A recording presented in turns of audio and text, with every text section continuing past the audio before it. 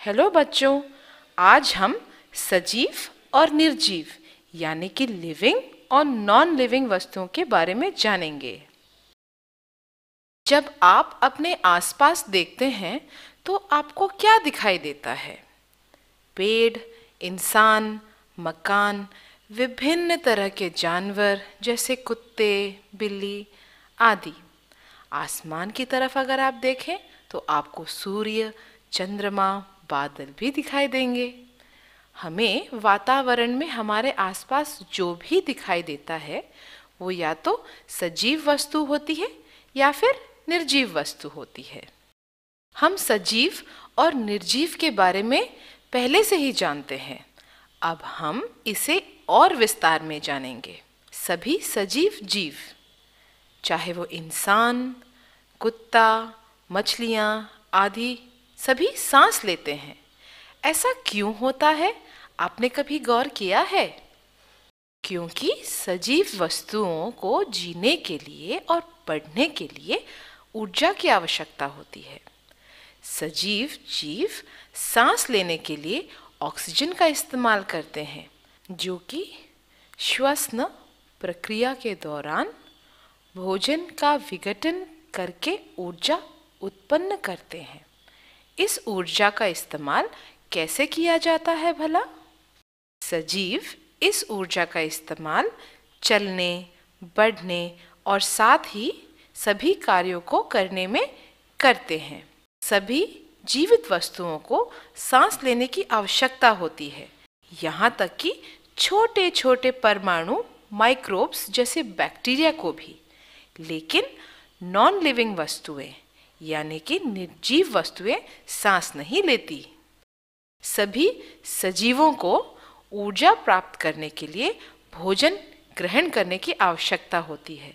हरे पौधे फोटोसिंथेसिस की प्रक्रिया से अपना स्वयं का भोजन बनाते हैं, इसलिए ये स्वपोषी यानी कि ऑटोट्रॉप्स कहलाते हैं।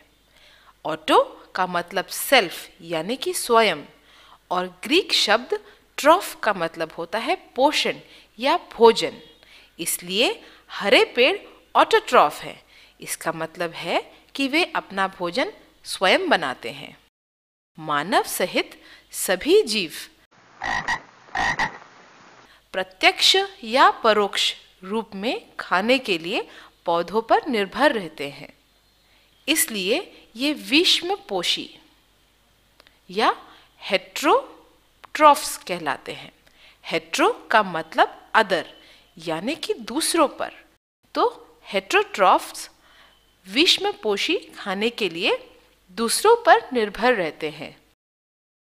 तो सभी सजीव भोजन करते हैं, लेकिन शरीर के द्वारा इसका केवल कुछ ही भाग प्रयोग में लिया जाता है। तो बाकी का भोजन का क्या होता है? साथ ही हमारे शरीर में अन्य जैविक क्रियाओं द्वारा भी कुछ अवशिष्ट पदार्थ बनते हैं। सजीवों की शरीर में कई प्रक्रियाएं जैसे कि श्वसन, पाचन आदि चलती रहती हैं। प्रत्येक प्रक्रिया में कुछ व्यर्थ पदार्थ बनते हैं। ये हानिकारक होते हैं। इन हानिकारक पदार्थों को शरीर से बाहर निकालना आवश्यक होता है। जीव इसे यूरिन और स्वेट के रूप में शरीर से बाहर निकालते हैं।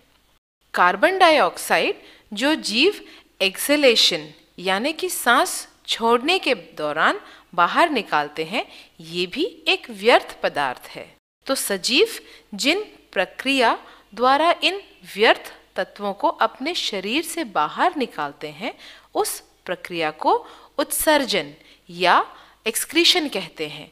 तो सजीव न केवल भोजन ग्रहण करते हैं बल्कि एक्सक्रीट भी करते हैं, जो कि सभी सजीवों का एक महत्वपूर्ण गुण है। और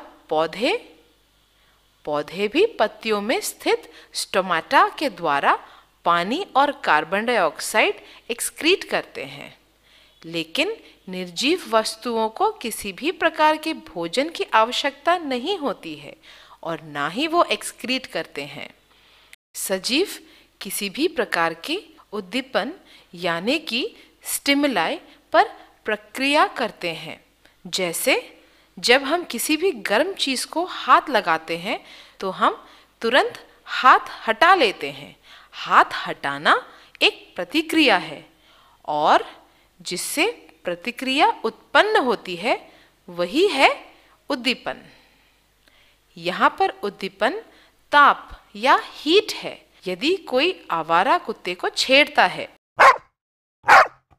तो वो भौंकने लगता है। भौंकना परेशान हुए कुत्ते की एक प्रतिक्रिया है। उद्दीपन पर पौधे भी प्रक्रिया देते हैं।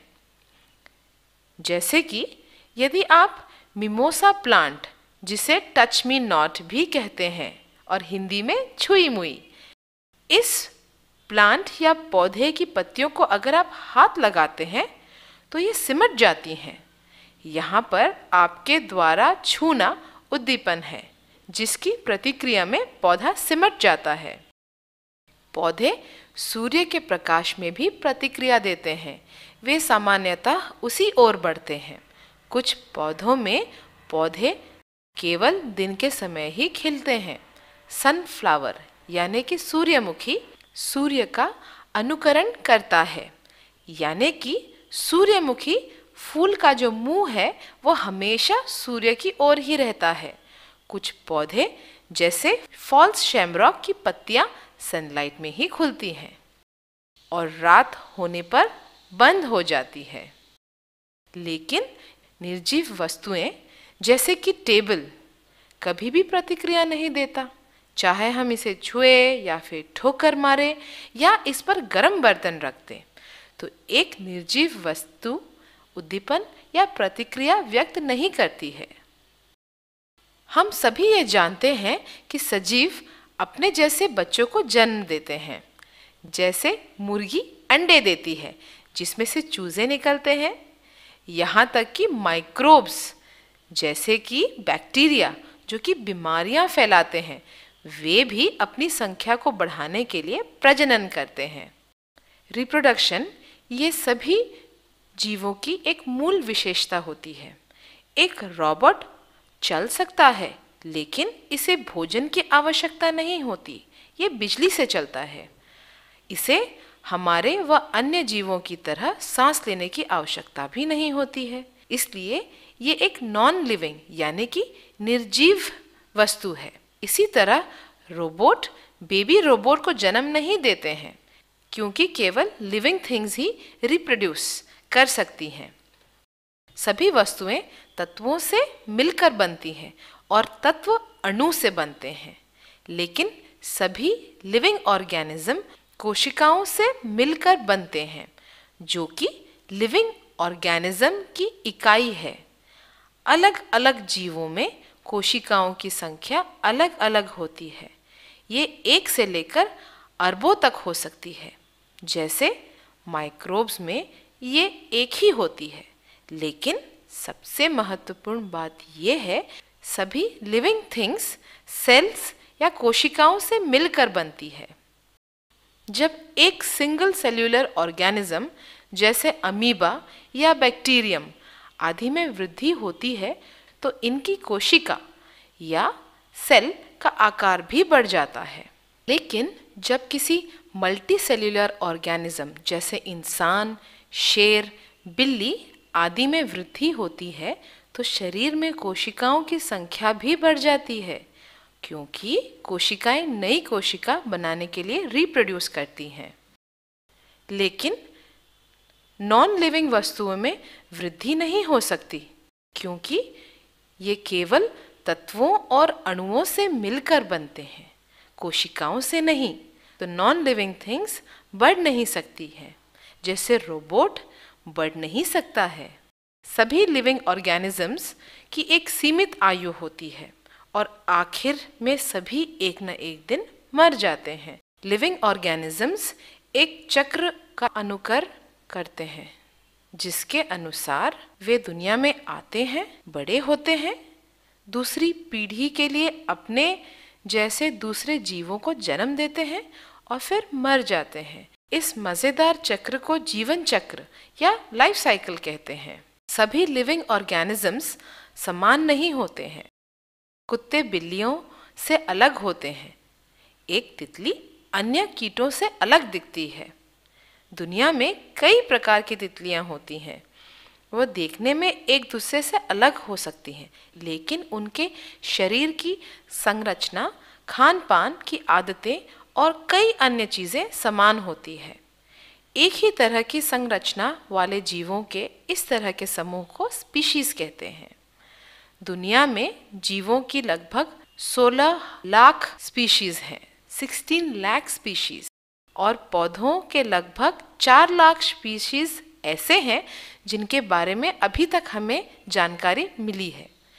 किसी भी स्पीशीज के सदस्य में एक समान खान पान की आदतें होती हैं, और सबसे ज़रूरी बात है कि कोई भी जीव समान स्पीशीज के जीव को ही जन्म देता है।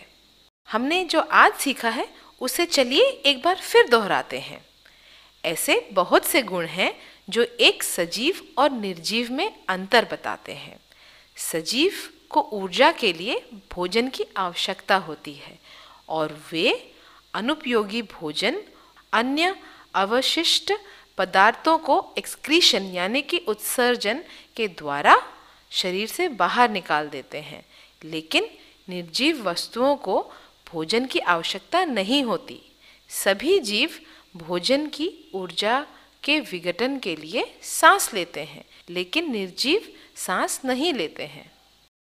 सजीवों में वृद्धि होती है, लेकिन निर्जीव वस्तुओं में वृद्धि नहीं होती है। कई सजीव उद्दीपन होने पर भाव प्रकट करते हैं, जैसे कि गुस्सा, खुशी आदि, लेकिन निर्जीव उद्दीपन पर प्रतिक्रिया नहीं करते। सजीव का जन्म होता है, उनमें वृद्धि होती है और उनमें प्रजनन होता है, और अंत में वे मर जाते हैं। ये एक मज़ेदार जीवन चक्र है। निर्जीव वस्तुओं का ना तो जन्म होता है और ना ही वे मरती हैं। वे या तो इंसान द्वारा बनाई जाती हैं या प्रकृति द्वारा। इनमें ना ही वृद्धि होती है और ना ही प्रजनन। अभी के लिए बस इतना ही बच्चों। Bye bye.